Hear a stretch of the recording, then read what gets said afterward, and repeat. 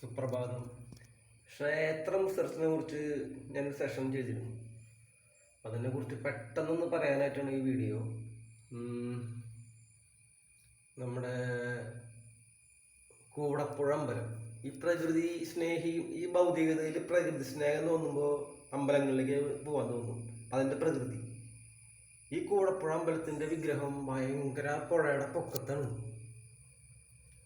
ശരിക്കും ഈ പുഴയുടെ കൃത്യമായ അകലം പാലിച്ച് ചെയ്തിട്ടുള്ള ഒരു അമ്പലമാണത്. പിന്നെ നമ്മൾ തൊഴുതു നോക്കുമ്പോൾ ശരിക്കും രൗദ്ര, മഴക്കാലത്ത് പോയി കഴിഞ്ഞാൽ രൗദ്രയായിട്ട് ഒഴുകുന്ന നദിയാണ് കൂടപ്പുഴ. ആ പുഴ ബെസ്റ്റ് അമ്പലമാണ് ഈ കൂടപ്പുഴ അമ്പലം. പിന്നെ അതിന് തൊട്ടപ്പുറത്ത് നമുക്ക് ഈ സുഖം നമുക്ക് കിട്ടുമ്പോഴും ചില സമയത്ത് നമുക്ക് അമ്പലപ്രേമം കൊണ്ട് ഇങ്ങനെ ഈ ഒരു എയിം കിട്ടുമ്പോഴും അതിന് തൊട്ടപ്പുറത്ത് പാർക്ക്. ഞാൻ അന്ന് പോയിപ്പോൾ വളരെ വൃത്തിഹീനമായിട്ട് കിടക്കുന്ന ഒരു അവസ്ഥയിൽ ഞാൻ കണ്ടത്. ഒരു ചർച്ചയില്ല ആ അമ്പലത്തിൻ്റെ ഭൗതികതയുടെ ആ പാർക്ക്. ഇപ്പം അത് വൃത്തിയായി എനിക്കറിയില്ല, കുറേ നാളായി, എത്ര കൊല്ലമായി എനിക്ക് ഓർമ്മയില്ല, പറഞ്ഞെന്ന് മാത്രമേ ഉള്ളൂ.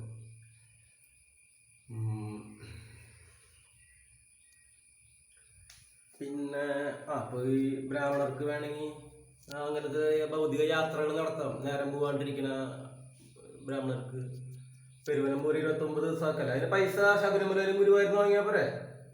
അതൊരു തരും 29 ദിവസം പോലെ നടത്തണം. ആ പൈസ ശബരിമലയിലും പറയാം, ദേവസ്വം കൊണ്ടെടുത്ത് അളിയാ നമ്മുടെ ഗുരുവായൂരും പറയാം. ഇവർ തന്നില്ലെങ്കിൽ തിരുപ്പതിയിൽ വീട്ടിൽ ചോദിക്കുക. അവർക്ക് നല്ല വിവരമുള്ള ഹിന്ദുക്കളാണ്, അവർ തരും. 29 ദിവസത്തെ പൂരം നടത്താൻ അവിടുത്തെ അര ദിവസത്തെ വരുമാനം വേണ്ട തിരുപ്പതിനെ. അപ്പോൾ ഫണ്ട് എങ്ങനെ ഹിന്ദുക്കൾ ഉപയോഗിക്കുന്നത് വ്യക്തമായിട്ട് മനസ്സിലാക്കുക. 29 ദിവസത്തെ പൂരത്തിൽ ഒരുപാട് കാര്യങ്ങളുണ്ട്. ഞാൻ നടത്തുന്ന ചിലപ്പോൾ നമുക്ക് ഒരുപാട് ഭക്തരുണ്ടല്ലോ ആ നാട്ടില്. പുതിയ ഇത് അപ്പൊ ഈ നമ്പൂരിമാരിങ്ങനെ പോകുമ്പോ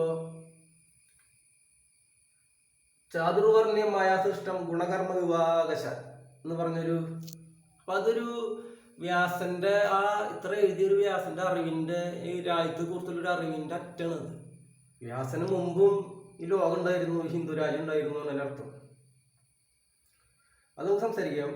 അപ്പൊ ഈ ഇങ്ങനെയുള്ള വ്യാസന്റെ ഈ സ്റ്റേറ്റ്മെന്റ് എടുത്തിട്ട് നമ്മുടെ ഈ ശ്യാംകുമാർ സാറ് ഈ ഗുണകർമ്മ വിഭാഗശ എന്നൊക്കെ പറഞ്ഞ് ഒരു ക്വാളിറ്റി ഇല്ലാണ്ട് ഹിന്ദുത്വത്തെ ആക്ഷേപിക്കുകയായിരുന്നു ഇത്ര നാള്. ഇപ്പൊ ഇതിന് മാറ്റം വന്ന് തോന്നുന്നുണ്ട്, എനിക്കറിയില്ല.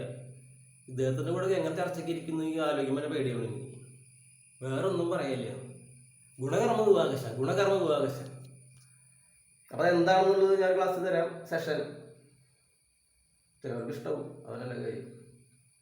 അപ്പോൾ ഇതൊക്കെ സംസാരിച്ച് പോവുക. പിന്നെ ഇവിടെ ഒരു നമ്മുടെ സാംസ്കാരിക ലോകം, അപ്പോൾ രഞ്ജി പണിക്കർ നല്ല ക്വാളിറ്റി ഉള്ളൊരു എഴുത്തുകാരനാണ്. അത് ഒരുപാട് സിനിമകളും. പക്ഷെ ആളും തന്നെ ഈ ഒരു കൈരളിയിലൊക്കെ എന്തോ ഇന്റർവ്യൂലൊക്കെ ഇങ്ങനെ ആളൊരു അറ്റം നിൽക്കുന്നത് ഹിന്ദുത്വത്തിൽ, CPI ഹിന്ദുക്കാരൊരു ദേവസ്വം ബോർഡ് ഹിന്ദുക്കളുടെ ഒരു അറ്റം നിൽക്കുന്നത് എന്താണ്, ബ്രാഹ്മണരും ഈ നായർ വംശ സ്ത്രീകൾ അങ്ങനത്തെ എന്തോ ഒരു ബന്ധത്തെ കുറിച്ചൊക്കെ ഇങ്ങനെ പറയുന്നുണ്ടായിരുന്നു. അതിന് ശാസ്ത്രീയതയിലേക്ക് നമുക്ക് കിടക്കും. അത് പിന്നെ അപ്പോൾ കൂടപ്പുഴ അമ്പലം അത് ഗംഭീരായി.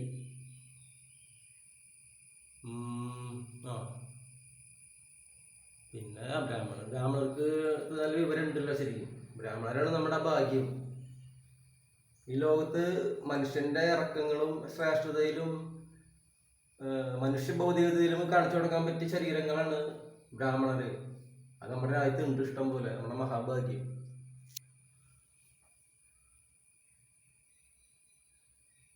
എന്താണ് ഈ ഭാരതം, എൻ്റെ അമ്മു, ഭയങ്കര ഭാരതമാണ് ഈ ഭാരതം. പിന്നെ ആലോചിക്കട്ടെ. ശരി, ഗുഡ് നൈറ്റ്.